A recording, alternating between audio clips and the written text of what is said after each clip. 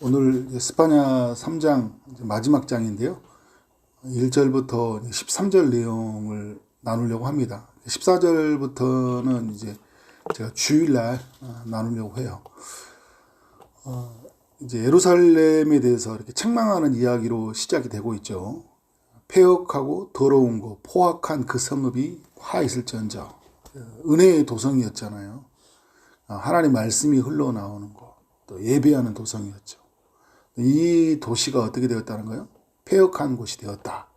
그러니까 폐역하다라는 것은 하나님의 뜻에 불순종하는 건데 적극적으로 불순종했다라는 거예요.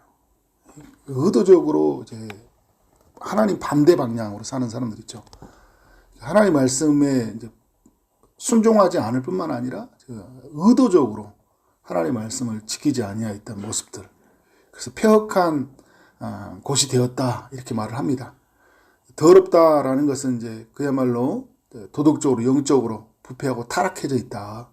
우상 숭배하는 도시가 되었고 도덕적으로도 양심이 무뎌져 가지고 죄를 일삼는 이제 그런 도성이 되었다라는 거죠.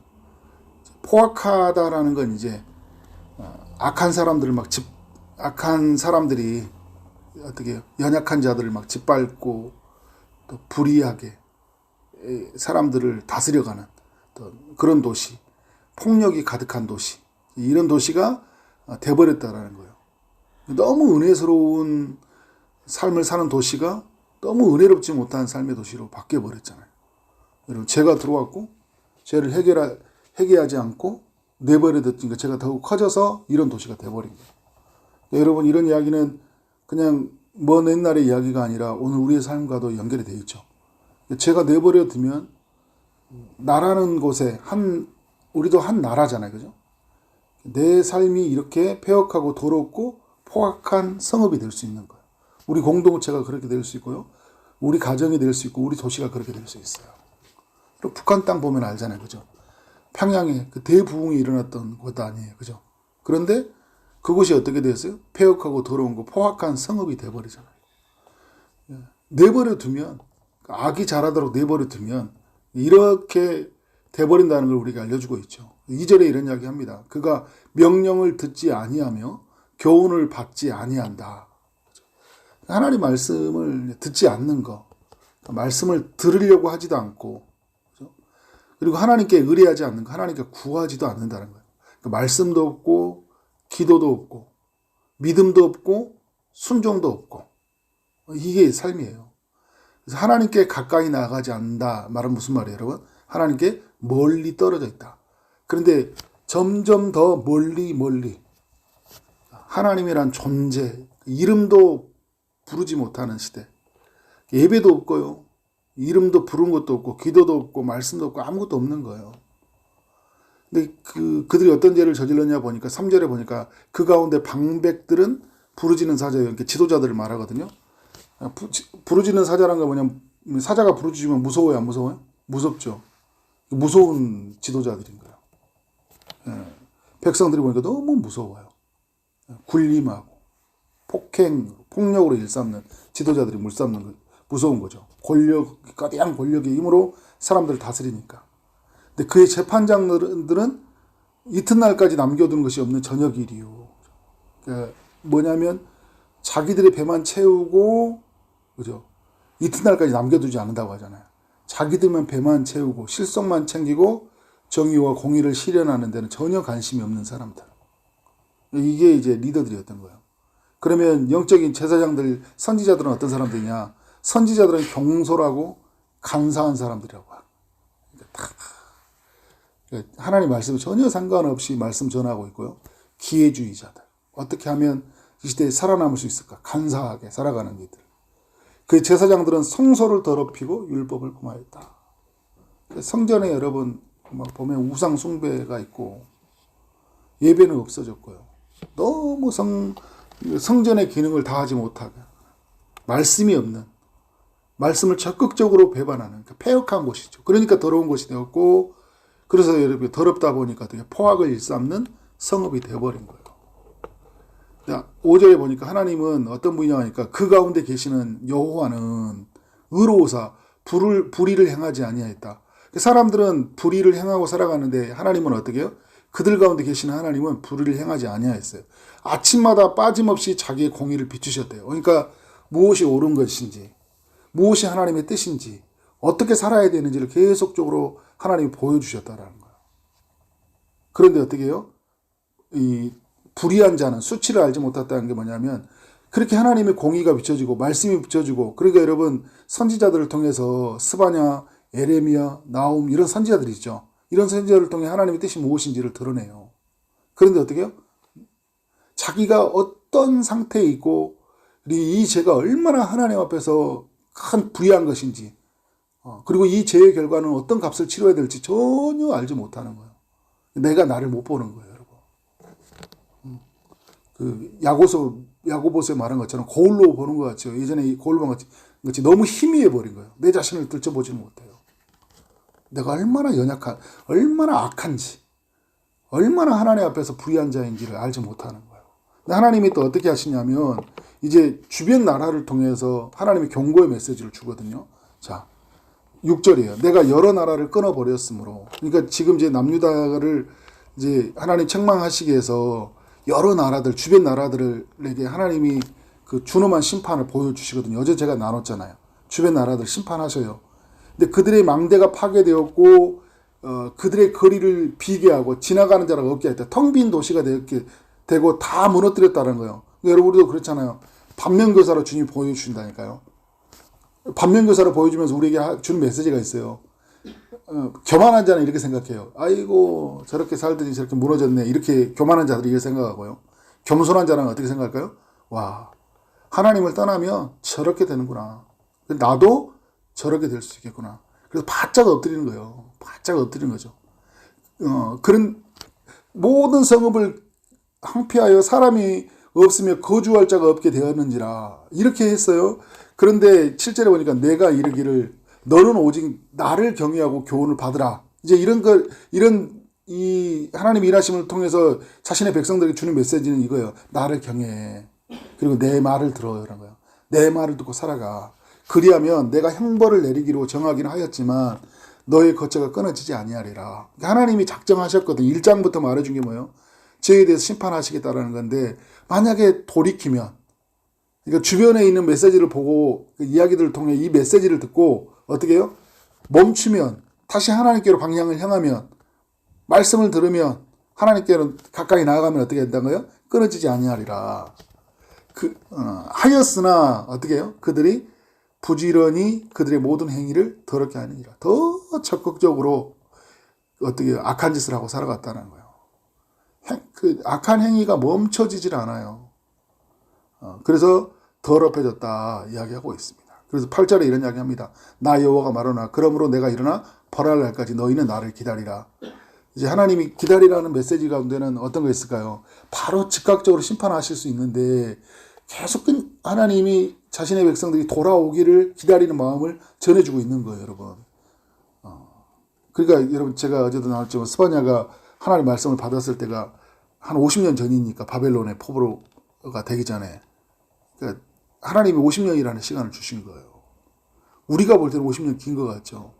근데 금방 지나갔거든요. 근데 문제는 뭐냐면 아무도 돌이키지 않아요. 죄는 더욱 깊어져 갖고 회개하지 않았고 그냥 마음대로 살아갔어요. 그래서 어떻게 해요?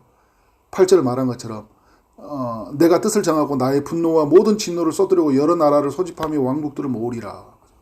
바벨론 이런 나라들 다 모아가지고 있잖아. 메대 이런 나라들 모아서 이 주변 나라 다 불태워버렸잖아요. 바벨론이란 나라, 거대한 나라를 중심으로 해가지고 써가지고. 그러니까 바벨론이 쳐들어온 줄 알았더니 하나님이 그들의 나라를 사용하셔가지고요. 죄에 빠진 나라를 다 쓸어버린 거예요. 물론 바벨론도 죄를 저질렀고요. 온 땅이 나의 질투의 불에 소멸되리라. 그런데 여러분 이제 9절에서 하나님이 하신 이유를 말해요. 그때 내가 여러 백성의 입술을 깨끗하게 하여 그들이 다 여호와의 이름을 부르며 한 가지로 나를 섬기게 하리니. 그러니까 하나님이 심판하시는 이유가 뭐예요? 하나님을 섬기게 하기 위해서. 하나님이 무너뜨리는 이유가 뭐예요? 우리를 다시 세우기 하기 위해서. 우리를 비우게 하는 이유가 뭐예요? 우리를 다시 우리로 하여금 선한 것으로 채워지게 하기 위해서. 전에는 입술이 부정했잖아요. 그런데 어떻게 입술을 깨끗하게 하기 위해서 하나님이 이렇게 준엄한 심판한다는 거예요. 그래서 10절과 11절에 이야기했던 이제 그 11절에 이야기하잖아요. 너희 가운데서 이제 수치를 당하지 않게 하고 교만한 자들은 어떻게 한다는 거예요? 다시는 교만하지 않게 하시겠다는 거예요. 입술을 깨끗하게 해서. 죄를 완전히 우리로 하여금 어떻게 바른 신앙의 고백 그리고 어떻게 해요? 우리의 내면의 상태를 뜯어 고치셔서 교만하지 않는 삶으로 나아가게 하시는 거예요.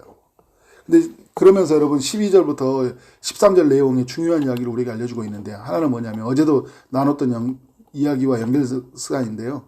자, 12절에 내가 공고하고 가난한 백성을 내 가운데 남겨두리니 그들이 여호와 이름을 의탁하여 보호를 받을지라. 자, 이런 겁니다, 여러분. 그 유다 땅에 심판이 내려졌거든요, 예루살렘에. 근데 심판 가운데 그들 가운데서도 심판을 인해서 피해가는 사람들이 있다라는 거예요. 심판이 피해가는 사람들. 근데 하나님 편에서 보면 남겨둔 거예요. 근데 그들 편에서는 뭐예요? 하나님을 굳게 붙잡은 거예요. 이게 하나님의 은혜죠. 남겨뒀으니까. 그런데 남겨둔 사람은 어떻게 해요? 하나님을 굳게 붙잡아요. 근데 그 여호와 이름을 의탁하여 보호를 받을 자라. 근데 13절에 이런 이야기 하잖아요. 이스라엘의 남은 자는 악을 행하지 아니하며 거짓을 멸하지 아니했다.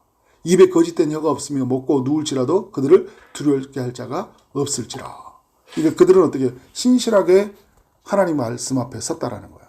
그러니까 여러분 시대가 막 죄에 빠져 있고 다 악을 일삼고 하나님을 예배하지 않고 하나님을 가까이 하지 않지만 그 말로 얼마나 많이 죄를 범하고 있습니까? 그런데 어떻게 한다는 거예요? 악을 행하지 않았다는 거예요. 거짓을 하지 않았다. 그러니까 지금 말에 관한 이야기 하고 있잖아요. 그 입에 거짓된 혀가 없으면 그러니까 얼마나 입으로 죄를 많이 범하는지 몰라요. 그게 삶으로 나타나는 거죠. 그런데도 불구하고 이들은 어떻게 했다는 거예요? 신실하게 그 입술이 범죄하지 않았고 그 삶이 하나님 앞에 정직했고 어떻게 했다는 거예요? 정말 하나님을 두려워하는 마음으로 하나님 말씀을 받고 살았다라는 거예요. 그러니까 여러분 뭘 만나는 거예요? 하나님이 남겨두신 은혜 그리고 하나님의 어떻게 보호를 받는 은혜를 누리는 거예요. 이 엘리야가 그런 이야기를 하잖아요. 엘리야가 그 북이스라엘에 있을 때 자기 혼자 남았다고 하니까 하나님이 주신 음성이 뭐냐면 바알에게 무릎 꿇지 않은 7,000명을 남겨두었다 이런 이야기를 해요. 여러분 이게 두 가지 측면을 생각할 수 있어요. 그러니까 이 바알에게 무릎 꿇지 않은 7,000명을 하나님이 남겨두시고 이건 하나님이 일하심이에요. 이스라엘을 보존하기 위해서 그 남은 자들이에요. 그런데 여러분 그 남은 자들이 한 일이 뭐예요? 바알에게 무릎 꿇지 않는 거예요. 그러니까 우리가 이 시대의 남은 자들이잖아요. 남은 자로 살아야 되잖아요. 그죠? 그럼 그 남은 자는 뭐냐면 내가 남은 자로 세워졌다는 그 자체가 하나님의 은혜예요. 은혜가 아니면 내가 그렇게 살 수 없잖아요. 그런데 내가 은혜인데 나는 어떻게 살아야 돼요? 나는 바알에게 무릎 꿇지 않은 거예요. 이 두 가지가 만나네. 그래서 하나님의 전적인 일하심이에요. 이 시대를 만들어가게. 그런데 나는 뭐예요? 그 전적인 일하심에 나는 참여하는 거예요. 그 사람들이 어떻게 하나님의 은혜를 누린 거예요. 근데 이런 사람도 있어요. 뭐 하나님이 다 하십니다 하면서 아무것도 안 해. 그건 하나님의 은혜의 전적인 은혜에 참여하지 못한 사람들이 그렇게 살아가는 이야기예요. 아무것도 안 할 수가 없어요. 여러분 예수 믿는 사람들이요 아무것도 안 할 수가 없어요. 순종하지 않을 수가 없다고요. 왜냐하면 하나님이 우리에게 순종하는 마음을 주셨기 때문에. 근데 하나님이 순종하도록 은혜를 주셨죠. 이건 하나님이 하신 일이에요. 근데 우리는 뭐예요? 적극적으로 순종하는 일이에요. 적극적으로 순종하는 일. 근데 오늘 막 나는 하나님 믿습니다 하고 막 예배도 없고 삶도 없고 말씀 앞에 분투하는 것도 없어. 아무것도 없어요. 그게 막 1년 2년 이런 아무것도 없어요. 그건 진짜 하나님을 만나는지 거듭났는지를 한번 살펴봐야 돼요. 그럴 수가 없어요. 왜냐하면 생명이 잉태되었기 때문에 내 안에서 그렇게 반응할 수가 없다고요. 뭔가 잘못되어 있기 때문에 그렇게 되는 거죠. 그죠? 근데 하나님의 은혜로 우리를 살려주시죠. 그러면 우리에게 뭐가 있냐면 하나님을 열망하고 하나님을 사랑하고 적극적으로 순종하고 싶은 이 마음이 같이 만나게 된다고요. 그래서 뭘 누리게 되는 거예요? 하나님의 보호를 누려요. 하나님 앞에서 어떻게 뭘 누립니까?